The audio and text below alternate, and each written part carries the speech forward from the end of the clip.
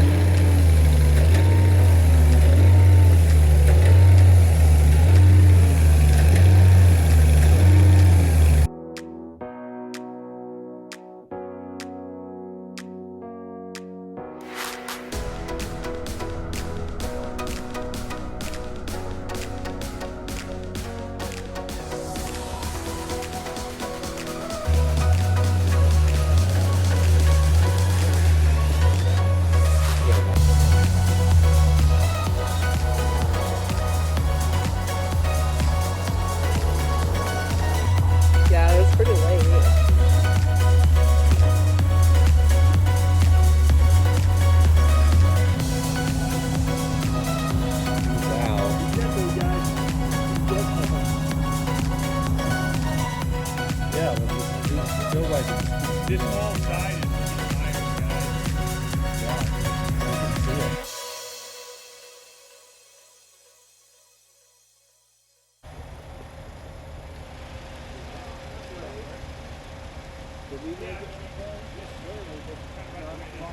All right, guys, I wanted to take a second and let you know that today's video is brought to you by Manscaped, and Manscaped is the leader in men's grooming and hygiene products across the globe. When it comes to holiday shopping, we all know that men are impossible to shop for. Luckily though, Manscaped has the gifts that keep on giving. I'm talking about a gift for him that's actually a gift for you, ladies. All right, guys, what we have here is the Platinum Package 4.0 from Manscaped. And this little guy specifically is the Lawnmower 4.0. And what this is a waterproof body hair trimmer with skin-safe technology specifically designed for below-the-waist trimming. And since it's waterproof, guys, you can do it in the shower, making cleanup a breeze. Manscaped also has some awesome smell good gifts for your man, including a traditional aluminum-free underarm deodorant, a crop preserver ball deodorant, and the crop reviver ball toner spray. Bet you didn't know your guy needed that. If you've got a special man in your life that has been extra good this year, you're going to want to get him the Platinum Package 4.0 kit by Manscaped. Plus, for a limited time only, you get 2 free gifts in your bag. You get the anti-chafing boxers as well as the shed travel kit for all of your Manscaped items. Another huge bonus just for our subscribers is Manscaped is offering 20% off and free international shipping on your first order. And that's a really big deal, guys. So head over to manscaped.com and use code LAIDBACK on that order to get 20% off and free international shipping. Thank you so much to Manscaped for sponsoring today's video. This is an awesome deal, but I think we should get back to the video. Let's do it. I think it's about halfway done. Second truck just showed up, started unloading, so yeah, about halfway, a little bit more maybe. Yeah, doing good. Doing good. Yeah, go for it.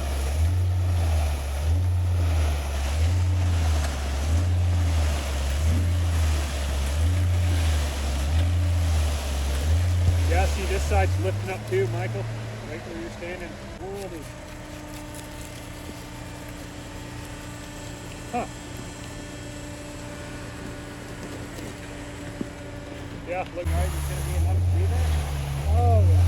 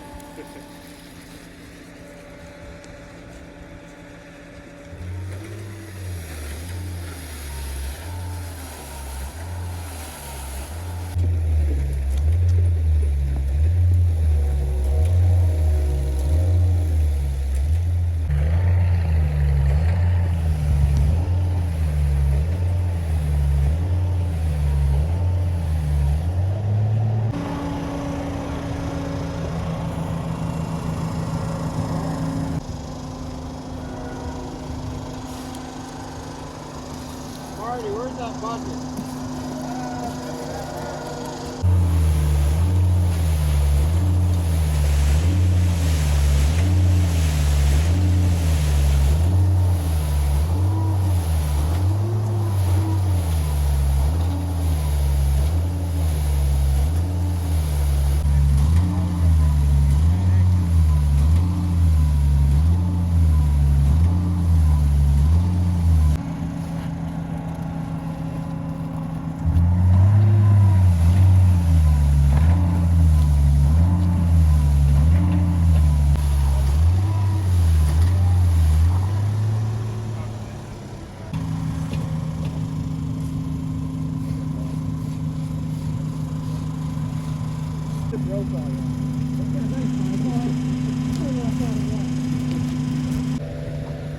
Okay, I think they're pretty close to done on these.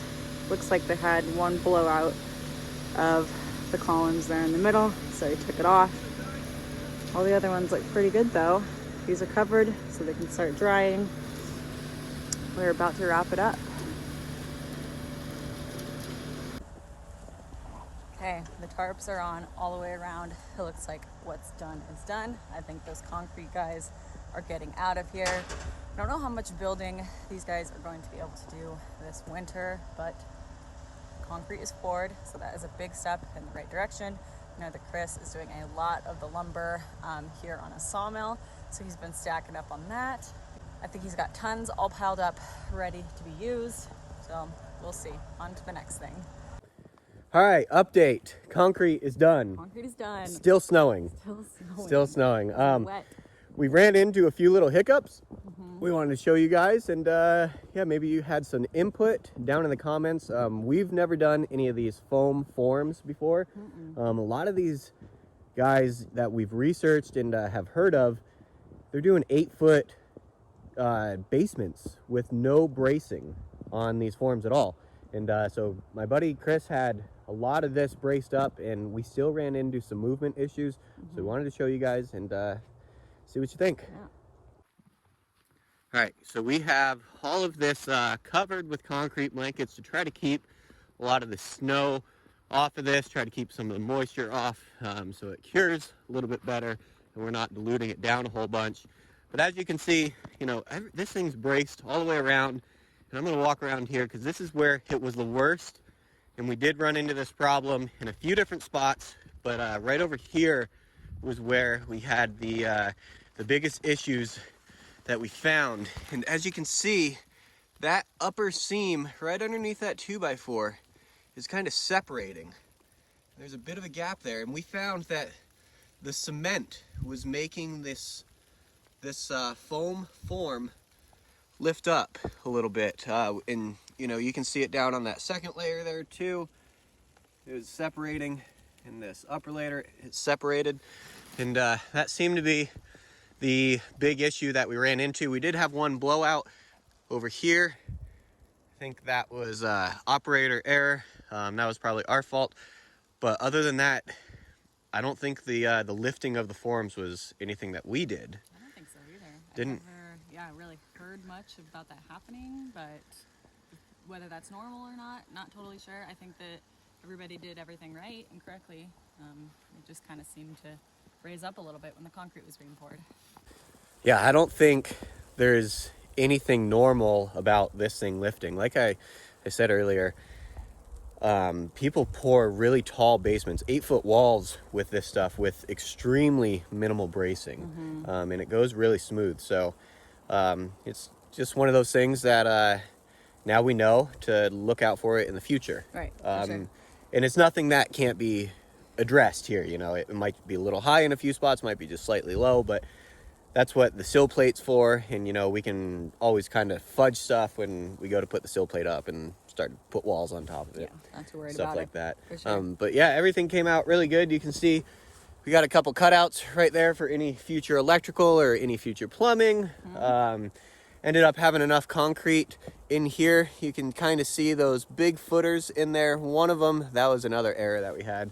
One of them did not make it, but 3 other big tall footers got filled. This whole thing was a mono pour, guys, so we did the footer and the stem wall all in the same pour, so that's called a monolithic pour for those of you that don't know. What else? I mean, everything went pretty good. It is still snowing. It is still snowing. The weather was a little bit crazy, definitely a bit cold, but it got finished. So I know that Chris and Cindy are going to be happy to have that done before the winter time. Yeah, seriously. So. And we, just in the nick of time, guys, this is, I mean, some would say that we are out of time to pour concrete. It's snowing out. I know. I would say some people probably wouldn't even be pouring concrete in something like this, but you got to take it in stride sometimes, and that's how it goes. And I'd say we got it done pretty good. Yeah, winters are long up here, so you take what you can get. Yep, so we will show you the finished product here in a later video. It's going to be a couple days, especially since this is a little chilly out right now. We want to let this cure for a long time. Yep. And yeah, so we appreciate y'all watching. Yeah, and we will see you in the next one. See you guys.